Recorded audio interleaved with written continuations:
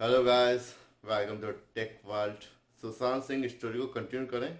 Right, ऐसी news के लिए, ऐसी इंफॉर्मेशन के लिए आपको सब्सक्राइब, शेयर एंड लाइक, है ना। सब्सक्राइब करें, शेयर करें, सबको पता चला एक्चुअली कोर्ट में क्या चल रहा है, सुशांत सिंह की बहनें क्या कर रही हैं, फादर क्या कर रहे हैं, रिया चक्रवर्ती क्या कर रही है। इन सब के बारे में अगर आप शेयर करेंगे तो सबको पता चलेगा। लाइक सब्सक्राइब तो करना बनता ही है। एफआईआर को खारिज करने के लिए सुशांत सिंह राजपूत की बहनों की याचिका खारिज। रिया चक्रवर्ती को ऐसी रिया चक्रवर्ती जो सुशांत सिंह राजपूत की बहनें प्रियंका सिंह और मीनू सिंह के खिलाफ मामले में शिकायत करता है, ने मंगलवार को एससी में एक हलफनामा दायर करके उनकी याचिका का विरोध किया और कहा कि इनके खिलाफ गंभीर आरोप। मुंबई अभिनेत्री रिया चक्रवर्ती ने मंगलवार को बॉम्बे हाई कोर्ट में दिग्गज अभिनेता सुशांत सिंह राजपूत की दोनों बहनों द्वारा उनके भाई के लिए नकली मेडिकल पर्चा बनाने और खरीदने के खिलाफ में प्राथमिकता को रद्द करने के लिए याचिका दायर की थी, जो खारिज करने का अनुरोध किया है। चक्रवर्ती पर राजपूत की आत्महत्या करने का आरोप है, जो उसका प्रेमी था।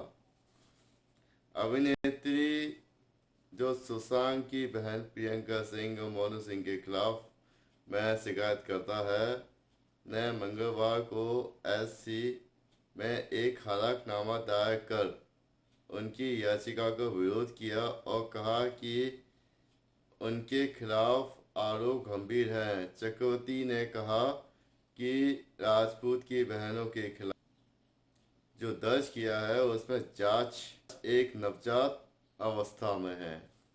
जांच एजेंसी को समय दिए जाने की जरूरत है। अभिनेत्री ने अपने अभिवक्ता सतीश मालनी सिंधे के मध्य में दायरे हलफनामे में कहा कि ये एक जाली और मनगढ़ंत मेडिकल पर्चे का इस्तेमाल राजपूत को ऐसी दवाइयों खिलाने में मदद करने के लिए किया गया जो narcotics, drugs and psychotropic substance की तरह प्रतिबंधित है।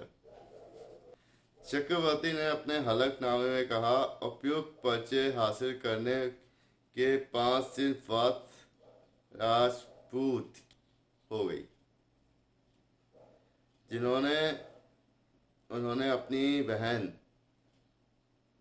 प्रियंका और डॉक्टर तरुण कुमार के इशारे पर गैर कानूनी तरीके से मनोवैज्ञानिक पदार्थ दिए गए थे।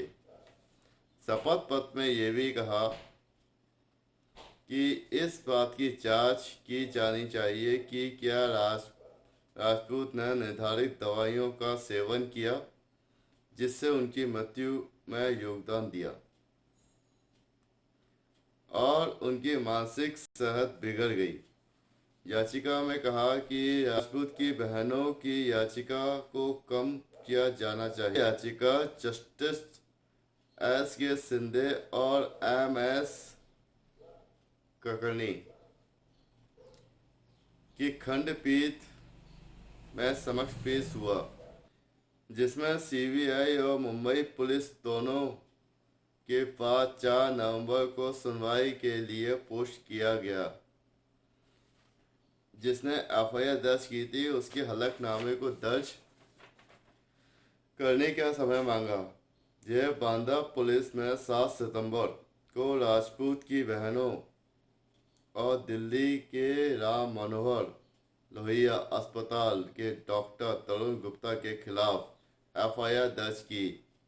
उन्होंने मेडिकल पर्चे पर हस्ताक्षर किए और 6 अक्टूबर को अपनी याचिका में राजपूत की बहनों ने एक मामले को खत्म करने की मांग की है और अंतरिम राहत के मध्य में सीबीआई को निर्देश देने की प्राथमिकता की है, जिस इस मामले पर शहर की पुलिस ने सौंप दिया था, ना कि उनके खिलाफ कोई ठोस कार्रवाई करने का।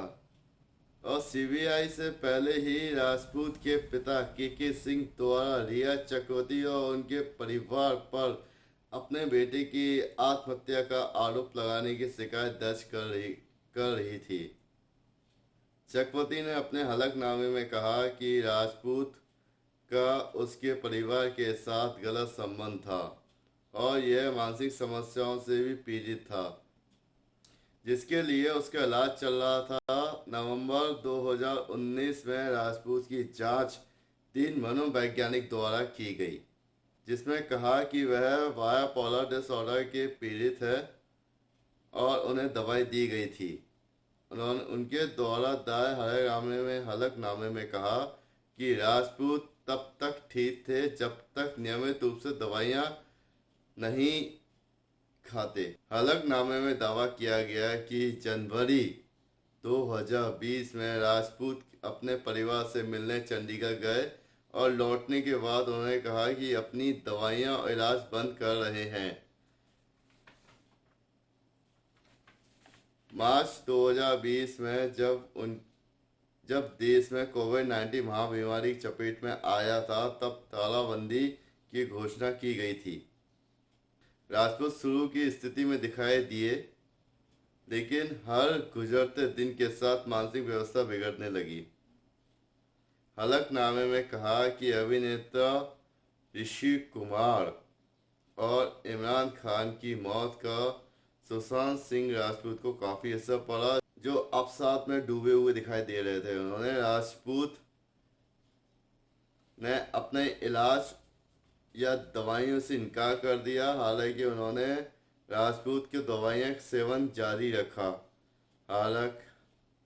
हलफनामे में दावा किया है राजपूत को इस साल 14 को उप नागरिक बंधा स्थित अपने आवास पर लटकाया पाया गया। भाई ये केस क्या चल रहा है यार?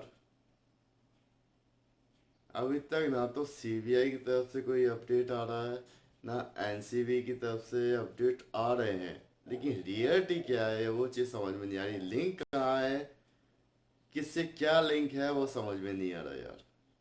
हम तो सीबीआई, ईडी, एनसीबी, एनआईए की ही बात मानेंगे। ये क्या कहते हैं क्या नहीं कहते हैं, कोर्ट में क्या चल रहा है क्या नहीं चल रहा है यार, एक तरफा तो कुछ समझ में आए, या फिर इनका बयान तो आए, या रिपोर्ट आए, या स्टेटमेंट आए, कुछ तो आए, उसी को तो मानेंगे, है ना। बाकी सब अपनी अपनी बातें करते हैं।